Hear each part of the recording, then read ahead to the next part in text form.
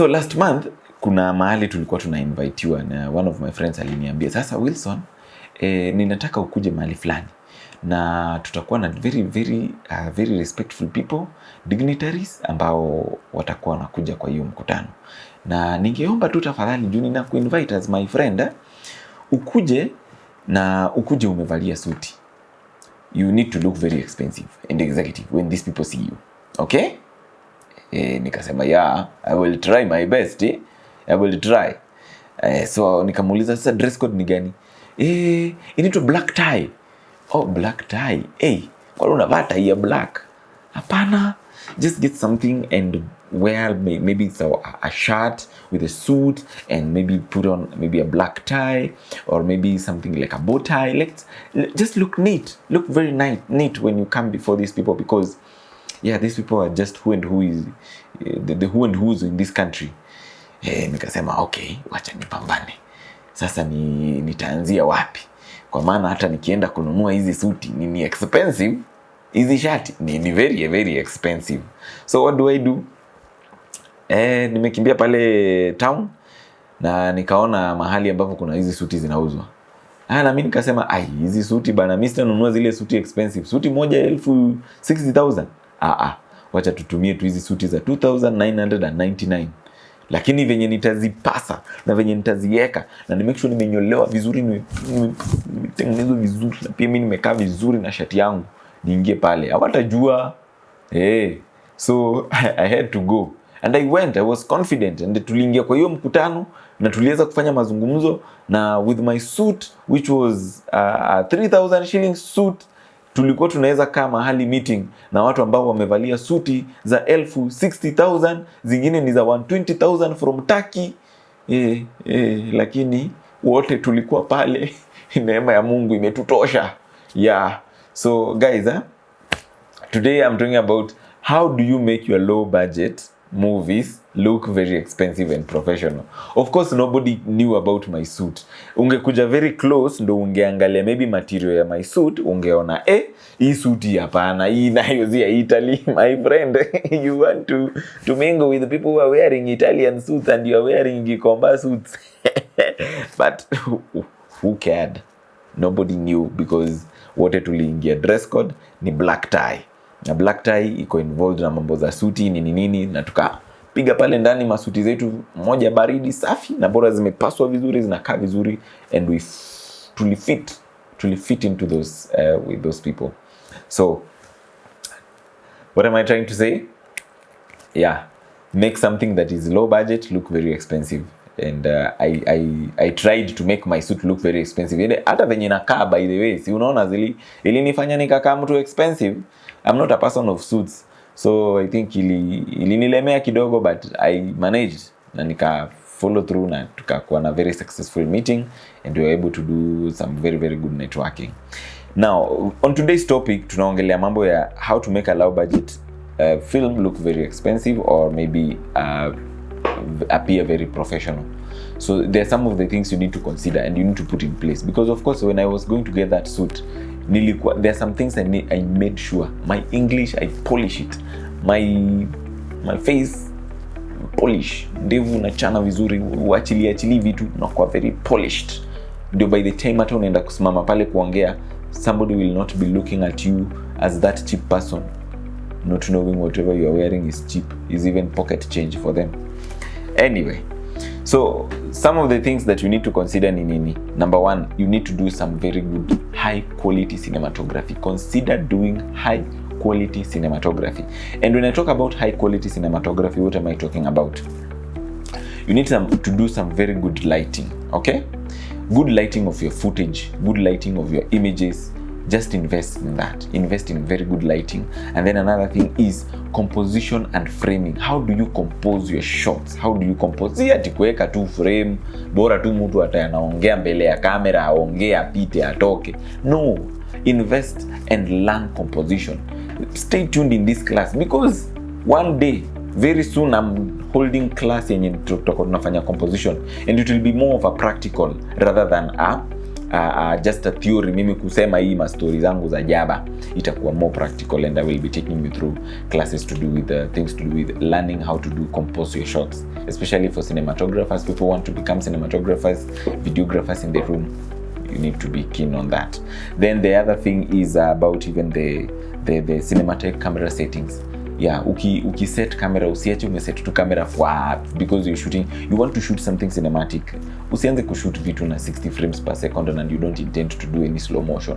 Shoot your frames at 24 frames. Shoot your make sure the settings zenye ziko pale ni 24 frames per second. Alafu ISO unatumia the standard ISO for that particular camera. Kama unatumia Sony, Canon or maybe Panasonic and stuff like that, make sure you know their base ISO ni ngapi. Ndio usiende pale unaweka image umejaza umepump ISO inakaa mchele inaanza kumea huko ndani. Yeah, and sometimes you want to create some nice background and bokeh images with maybe blurry background. So what do? You will need to have very good lenses. So you invest also in good lenses zenye zitakupatia very nice depth of field aperture, zenye ukiset hizo aperture zitakupatia depth of field mzuri. Yani hapo sasa utakuwa unakuwa na very crispy and sharp images zenye zitakuwa na very nice depth, na pia unaweza zipatia some bit of soft focusing. Okay, usizipatie sharp sana na picha zingine zinakuaga zimeeditiwa, sijui zinakaaje. Watu wa kupiga picha alafu sasa mimi nipigwe picha nieditiwe na kaa sura plastic. Photographers, tutakutana baadaye. Wacha tu deal na mambo ya video kwanza. So good lenses, invest in good lenses. Then another thing is when you're shooting again, learn camera movements. Wacha tu kuweka tu camera static kwa tripod alafu una shoot. No, learn camera movements wenye unajua if this shot I'm doing it at maybe I'm giving it maybe a dolly track or something to do with maybe a tracking shot, or maybe I'm panning, I'm tilting the camera na vitu kama hizo. Okay, so invest in good learn good camera moves when you're doing such kind of when you're doing your shots. Okay, so that you don't even just do, and don't shoot everything on tripod. Try bring up some handheld motion shaky that cinematic shakes of your footage. Najua saa zingine watu ambao mmefundishwa film school mnaambiwa mutumie tripod. But mimi ninakuja kusema musitumie tripod 100%. Tumieni mikono zenu to build that cinematic shake. Wengine mnataka tu kutumia gimbal saa zote. Hapana. Tumia mkono to build that. Inakupatia that reality na cinematic shake of your footage na inakaa very very interesting. So the number one thing is consider high standard quality cinematography, na hiyo ndo the first one, na kuna hizo vitu nimemention hapo.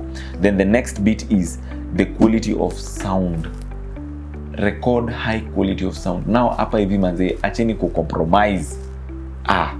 Tafuta mtu wa kurekodia sound mzuri, ama hizo gadgets ambazo mnatumia for sound, let them be very nice. Yeah, because hapo nao usicompromise. Ukitaka video yako ikuwe high quality, hapo kwa sound nao usicompromise sana. So find, even if you're using maybe boom mic, supplement the boom mic with the lapels, and maybe when you're recording unatumia recorder ambayo at least hata kama ni cheap recorder unatumia, watu wanatumia hizi Zoom H6, Zoom H8 kama hauna those mixers. Yeah, make sure you're recording your sound at very high quality, which is 32-bit sound yenye utaweza kuiedit baadaye itoke sound ikiwa mzuri pale. Okay? Yeah, so make sure you consider very good sound while recording. Then the other thing is your production design. Jamani, si hata mimi nimejaribu na set yangu, mnaonaje? Si nimejaribu kidogo. Yeah, production design, it matters a lot. Uwezi tu tafuta nyumba tu juu ni low budget and nyumba imepaintiwa tu white kila mahali ama cream, wewe tu umeekelewa tu bishoot. Jaribu ku add some depth, add some images. Ukidress mtu pia, the actors you are dressing, dress them with colorful clothings. Kama ni za kutell that particular story, zinafaa kuwa nguo zenye zina match the story. Okay, the colors that you are using, the color choice, the set decoration. Yeah, don't just be in a boring set, in a boring place, like umeacha tu watu wakae tu ndani ya set alafu wa shoot.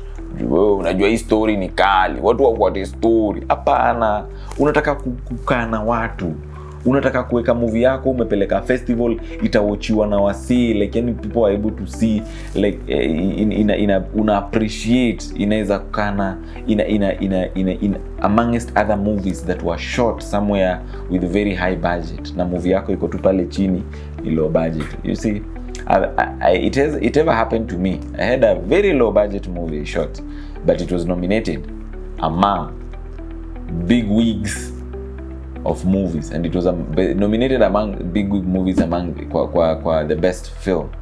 So yeah, it's back in 2020. So it was a low budget. Watu wako wanajua tulikuwa tunatumia Nikon kushoot.